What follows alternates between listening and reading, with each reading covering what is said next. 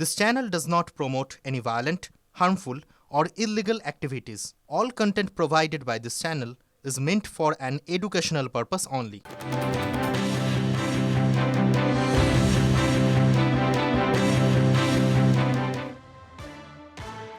নমস্কার, এই মুহূর্তে সব বড় খবর নিয়ে শুরু করছি সন্ধ্যের super prime time news room থেকে। আমি বলছি আপনাদের সঙ্গে রয়েছি, আর নিউজ রুম থেকেই শুভজিৎ মিত্র রয়েছে, একই সঙ্গে স্টুডিও থেকেও শর্মিষ্ঠাও রয়েছে। শুরুতেই বাংলাদেশের দিকে নজর, কারণ সিঙ্গাপুর থেকে ইতিমধ্যেই বাংলাদেশে পৌঁছলো উসমান হাদির দেহ। আজ রাত্রিবেলা মর্গে রাখা হবে তার দেহ এবং আগামীকাল দুপুরবেলা শেষ সূত্র এখনো পর্যন্ত এমনটাই জানা যাচ্ছে। এই মুহূর্তে সায়ন্ত ভট্টাচার্য আমাদের সঙ্গে রয়েছেন, কথা বলবো তার সঙ্গে। সায়ন্ত, সর্বশেষ কি খবর? দেখো, উসমান হাদির মৃতদেহ ইতিমধ্যেই নিয়ে আসা হয়েছে এবং যেটা জানা যাচ্ছে যে তার মৃতদেহ মরদেহ যে রাখা হবে মর্গে, এবং যেটা আরো জানা গিয়েছে প্রশাসন সূত্রে আগামীকাল তার মৃতদেহ কবরস্থিত করা হবে বলে ইতিমধ্যে প্রশাসন তরফে জানানো হয়েছে। তবে তার মৃতদেহ শ্রদ্ধার্ঘ জ্ঞাপনের জন্য একটি নির্দিষ্ট স্থান বাছাই করা হচ্ছে, সেটা প্রশাসনের তরফে রাতে জানিয়ে দেওয়া হবে। তবে হাদির মৃতদেহ থাকাকালীন কোন রকম অশান্তি না করার জন্য কিন্তু ইতিমধ্যে প্রশাসনের তরফে জানানো হয়েছে, এবং সেই মতো কিন্তু প্রশাসনের পুলিশ এবং সেনার তরফে কিন্তু বাড়তি ব্যবস্থা নেওয়া হচ্ছে। যেভাবে গতকাল রাত থেকে বিশৃঙ্খলা চলছে এবং গোটা ঢাকা, চট্টগ্রাম, ময়মনসিংহ জুড়ে যে বিশৃঙ্খলার পরিস্থিতি তৈরি হয়েছে, সেই পরিস্থিতি পুনরায় না হয় তার জন্য কিন্তু বাড়তি সেনা মোতায়েন করা হয়েছে। ধন্যবাদ।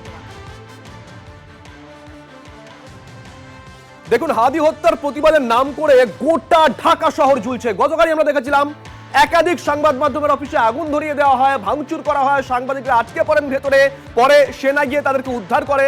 হিন্দুদেরকে বেছে বেছে মারধর করা হচ্ছে। শুধু তাই নয়, স্মৃতি বিজড়িত যে ধানমন্ডি 32 নম্বর বাড়ি, তার একটা অংশ অবশিষ্ট ছিল, একটা তো আগেই ভেঙে দেওয়া হয়েছিল, যে অংশ অবশিষ্ট ছিল সেখানেও গতকাল মৌলবাদীরা গিয়ে ভাঙচুর করে। আর প্রত্যেকটা জায়গাতে সেই একই ছবি, তারা উল্লাস করেছে, ভিডিওগ্রাফি করেছে। আপনাদেরকে যে ছবি আমরা দেখাচ্ছি, দুটো ছবি একসঙ্গে দেখাচ্ছি, পাশাপাশি ছায়ানট ভবন, সংস্কৃতির পীঠস্থান, সেখানে পর্যন্ত ভাঙচুর চালানো হয়েছে। আমরা দুটো ছবি আপনাদেরকে একসঙ্গে দেখাচ্ছি। বাংলাদেশের জায়গায় জায়গায় এই ছবিগুলো রাতভর ধরা পড়েছে। আচ্ছা দেখুন, ভোট ঘোষণা হয়েছে তো 12ই ফেব্রুয়ারি বাংলাদেশে ভোট ঘোষণা, আর তারপরেই এই হাদি হত্যা, এই ধরনের একটা নৈরাজ্য তৈরি হয়েছে। কিন্তু কেন? তাহলে কি এই ভোট বানচাল করতেই এই ধরনের একটা ঘটনা?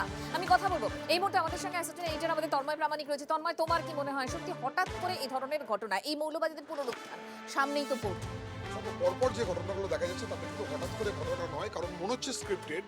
এবং যেহেতু 12ই ফেব্রুয়ারি ভোট ঘোষণা হয়েছে বাংলাদেশে, সেখানে দেখো পরপর যে ঘটনাগুলো ঘটছে, ভারতীয় হাই কমিশন, উপ হাই কমিশনে হামলা, সেখানে হাই কমিশনারদের বাড়িতে হামলা, পাশাপাশি যে জায়গাগুলোতে পরপর বলা চলে আক্রমণ হচ্ছে, সেই জায়গাগুলো যদি তুমি দেখো তাহলে 1961 সালে তৈরি ছায়ানট, যেটা হচ্ছে পাকিস্তান এবং উর্দু ভাষার আধিপত্যবাদের বিরুদ্ধে লড়াই করেছিল, তারই একটা বলা চলে একটা প্রতিষ্ঠান। সেই জায়গাটা, সেখানটাতে হামলার শিকার হলো, বঙ্গবন্ধুর বাড়ি হামলার শিকার হয়েছে।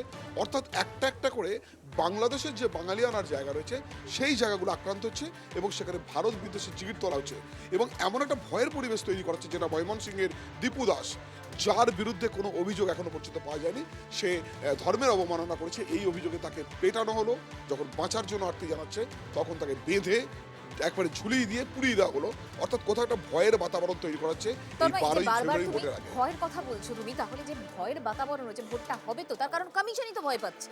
একেবারেই এখানে কি হচ্ছে না, এই উসমান হাদি যিনি খুন হয়ে গেলেন, তাকে যারা খুন করলো, যাদের নাম উঠে আসছে, তারা একসময় তারই সহকর্মী ছিল। তারা কি ইউনিসের লোক নাকি অন্য কিছু? কেন তাকে খুন করা হলো এই মুহূর্তে ভোটের আগে? অন্যদিকে ভোটের আগে কি সাধারণ মানুষকে ভয় পাই দেওয়া হচ্ছে যে দেখো কোনো তথাকথিত রাজনৈতিক দল ময়দানে নেই, এবং পাশাপাশি এরকম খুন হলে এইভাবে বাড়ি চালানো হবে, পোড়ানো হবে, রাস্তার দখল নেবে জামাত বা যারা মৌলবাদী রয়েছে।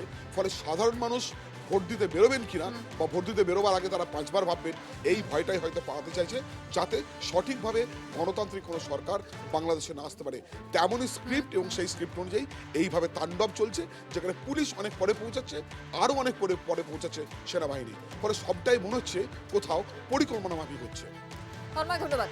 সুপার প্রাইম টাইমে এবার কিন্তু আরো একটা গুরুত্বপূর্ণ খবর আপনাদেরকে দিয়ে, আগামীকাল অত্যন্ত গুরুত্বপূর্ণ একটা দিন, তার কারণ প্রধানমন্ত্রী নরেন্দ্র মোদী তিনি আসছেন নদিয়ার তাহিরপুরে। দেখুন কেন গুরুত্বপূর্ণ, অনেক গুরুত্বটা আলাদা করে বিশেষ দেওয়া হচ্ছে। এসআইআর শুরুর পর কিন্তু প্রধানমন্ত্রী আসছেন। আর যদি আমরা এই বিগত 8 মাসের একটা হিসেব দেখি, তাহলে 8 মাসে 4 বার এই নিয়ে প্রধানমন্ত্রী বাংলায় আসছেন। কিন্তু কালকের যে সভাটা রয়েছে এবং কালকে বেশ কিছু কর্মসূচি রয়েছে, তা আলাদা করে নজর রাখতেই হয়। অবশ্যই আমি এই নিয়ে কথা বলতে চাইবো আমাদের রিপোর্টারের সঙ্গে। প্রদীপ তো এই মুহূর্তে আমাদের সঙ্গে সরাসরি রয়েছে। প্রদীপ, তো আগে জানতে চাইবো কখন প্রধানমন্ত্রী আসছেন, এই সভা কখন শুরু হবে, তার সঙ্গে কতটা তাৎপর্যপূর্ণ আগামীকাল? দেখো, আর 16 ঘন্টা বাকি রয়েছে প্রধানমন্ত্রী রানাঘাটের মাটি ছোবে তার হেলিকপ্টার। তার কারণ 11টাতে তার রানাঘাটের যে তাহিরপুরের মাঠ নেতাজি পার্কের, সেখানে তার হেলিকপ্টার পৌঁছানোর কথা রয়েছে এবং 11:15 থেকে 11:45 পর্যন্ত তিনি সরকারি যে কর্মসূচি রয়েছে, অর্থাৎ কেন্দ্রীয় সরকারের বিভিন্ন প্রকল্প এবং প্রকল্পের শিলান্যাস এবং উদ্বোধন তার করার কথা রয়েছে।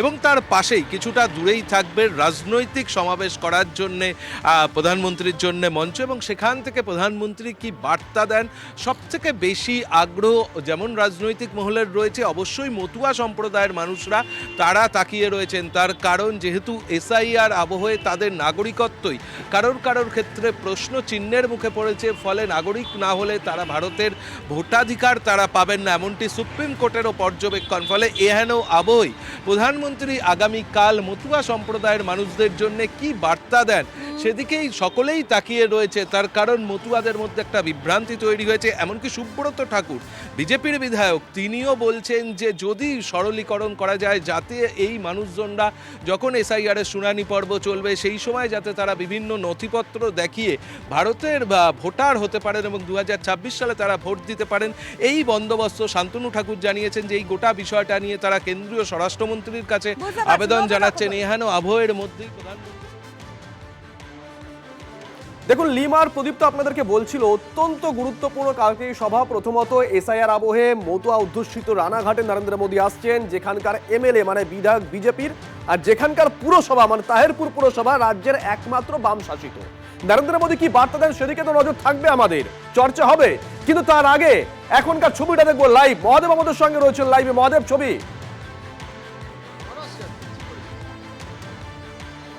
একদমই আমি দেখাবার চেষ্টা করব। দেখো যে গেটটি রয়েছে, যেটি ভিভিআইপি গেট, সেখানেই কিন্তু নিরাপত্তা রয়েছে এবং পাশাপাশি তোমাকে দেখানোর চেষ্টা করব যেখানে মূলত প্রশাসনিক বৈঠক হবে এবং জনসভা হবে। আমরা এই মুহূর্তে যেটা দেখাবার চেষ্টা করছি সেটাই জনসভা যেখানে হবে, সেই জনসভার যে ভিআইপি গেট, সেই গেটে যেখান দিয়ে প্রধানমন্ত্রী তিনি প্রবেশ করবেন এবং যারা আরও অতিথি আসবেন তারা প্রবেশ করবেন। ঠিক আমি তার বাঁ দিকটা একটু দেখাতে বলবো, কারণ যেখানে প্রশাসনিক বৈঠক হবে এবং এই তোমাকে দেখাবার চেষ্টা করছি যে দেখো এইখানে কিন্তু প্রশাসনিক বৈঠক হবে, যেখান থেকে একাধিক সরকারি প্রকল্পের উদ্বোধন করা হবে।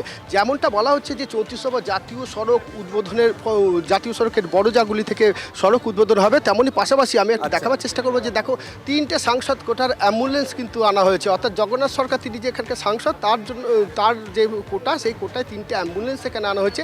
এই অ্যাম্বুলেন্সগুলি কালকে উদ্বোধন করা হবে। একবার তো টিভি9 বাংলায় কিন্তু দেখাতে পাচ্ছি আমরা এই অ্যাম্বুলেন্সগুলি। এই ধরনের কিন্তু একাধিক প্রকল্প শুভজিৎ কালকে প্রধানমন্ত্রী তিনি কিন্তু উদ্বোধন করবেন এবং তারই যে প্রস্তুতি বলা যায়, সেই প্রস্তুতি এখনো পর্যন্ত চলছে। দেখতে পাচ্ছ যে এখনো পর্যন্ত নজর থাকবে। মহাদেব, নজর রাখো।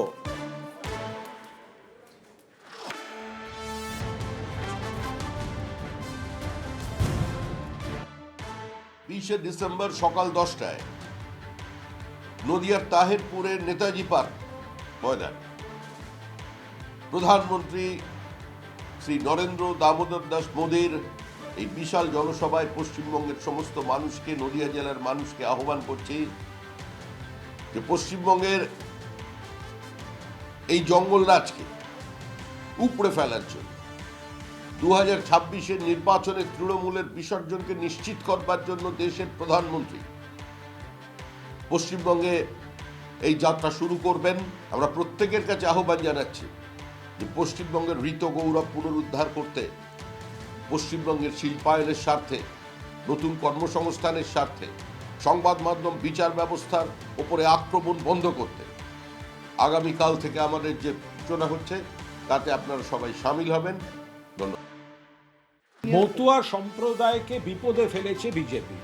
যতক্ষণ না নাগরিক হচ্ছেন ততক্ষণ পর্যন্ত তারা তাহলে তাদের স্ট্যাটাস কি? আপনাদের শিকড়ের টান দিয়েছে এই বিজেপি বুঝেছে আপনারা অনিশ্চয়তায়, আপনারা অত্যন্ত অনিশ্চিত কালো মেঘের মধ্যে আছেন অনেকে। সেই কারণে প্রধানমন্ত্রীকে আসতে হচ্ছে ভোট পর্যন্ত কিছু আবার আপনাদের বিভ্রান্ত করে কিছু প্রতিশ্রুতি দেওয়ার একটা চেষ্টা করার জন্য ড্যামেজ কন্ট্রোলে প্রধানমন্ত্রী আসছেন। আপনারা একবার শিক্ষা নিয়েছেন বিজেপিকে বিশ্বাস করে, ফলে প্রধানমন্ত্রী যাই কথার জাগলারি দেখাতে যান মানুষ বিশ্বাস করবেন।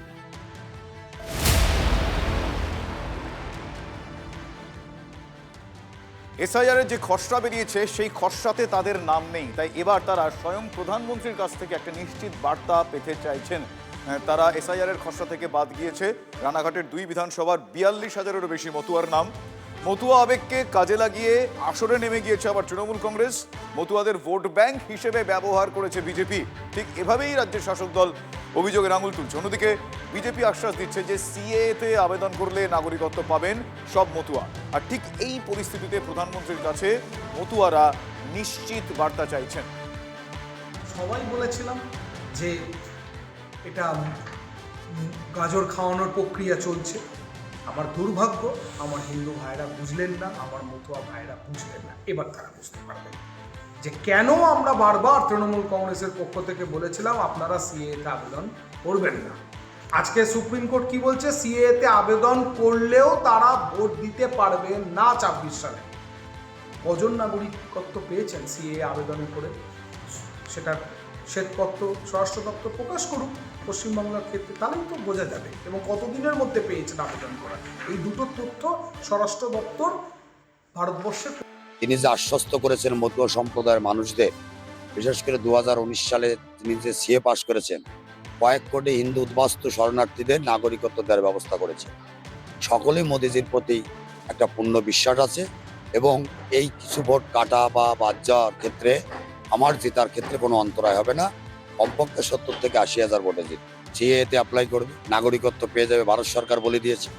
তারপরে অনলাইনে সেগুলোকে ভোটার জন্য আবেদন করবে, অটোমেটিক্যালি ভোটার তালিকায় নাম উঠবে। কোনো ব্যক্তি যদি ভারতবর্ষের নাগরিকত্বের সার্টিফিকেট পায় তাহলে তার ভোটারের ক্ষেত্রে কোনো প্রতিবন্ধকতা রইল না।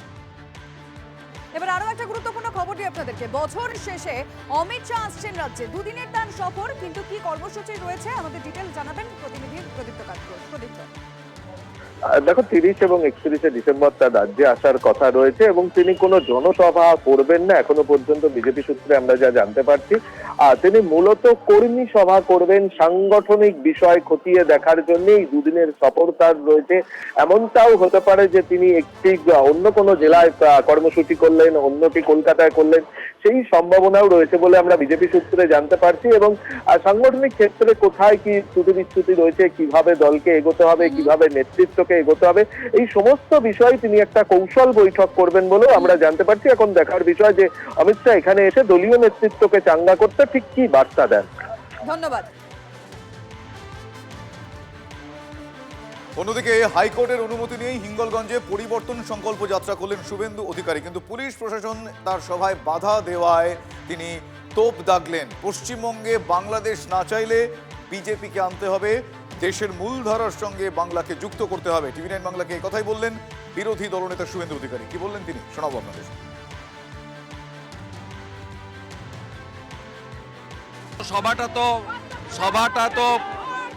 সভাটা তো করতে দেয়নি, কিন্তু তার ফলে কোর্টের নির্দেশ মেনে আমরা ২০০০ কার্যকর্তা এসেছি, কিন্তু মানুষ বেরিয়ে এসেছে, গোটা এলাকার মানুষ বেরিয়ে এসে রাস্তায় দাঁড়িয়ে তারা এসে আশীর্বাদ করছেন। এবং মানুষ এই যে বিরোধী দলনেতা বা রাজ্যের প্রধান বিরোধী দল বিজেপিকে রুখতে চায় পুলিশ, মমতা পুলিশ, এটার জন্য মানুষ ভীষণভাবে ক্ষিপ্ত।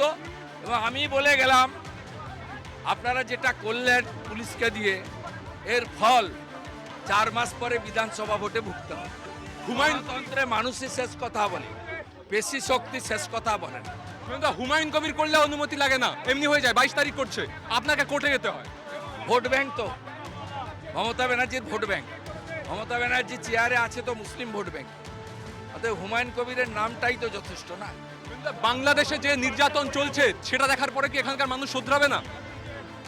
পশ্চিমবঙ্গ যদি বাংলাদেশ না চায় তাহলে আগামী নির্বাচনে রাষ্ট্রবাদী শক্তি জোট বেঁধে ভারতীয় জনতা পার্টিকে আনতে হবে, দেশের মূল ধারার সঙ্গে পশ্চিমবঙ্গকে যুক্ত করতে হবে। যথেষ্ট উদ্বেগের সঙ্গে দেখছি যে কিছু চক্রান্তমূলক কাণ্ড চলছে। এই যে অমিত মালব্য বলে যে ব্যক্তিটি আছেন এবং বিজেপির কিছু এখানকার নেতা, তারা বাংলাদেশের আপত্তিকর কাজগুলো এবং সেখানকার কিছু ভিডিও সেইগুলো পোস্ট করছেন, তার সঙ্গে পশ্চিমবঙ্গকে তুলনামূলকভাবে জড়িয়ে দিয়ে এই কাজটা করছেন। এটা শুধুমাত্র দায়িত্ব জ্ঞানহীন, শুধুমাত্র পশ্চিমবঙ্গকে অপমান করা নয়, এটা কিন্তু একটা প্ররোচনা দেওয়ার চেষ্টা, প্ররোচনা ছড়ানোর চেষ্টা।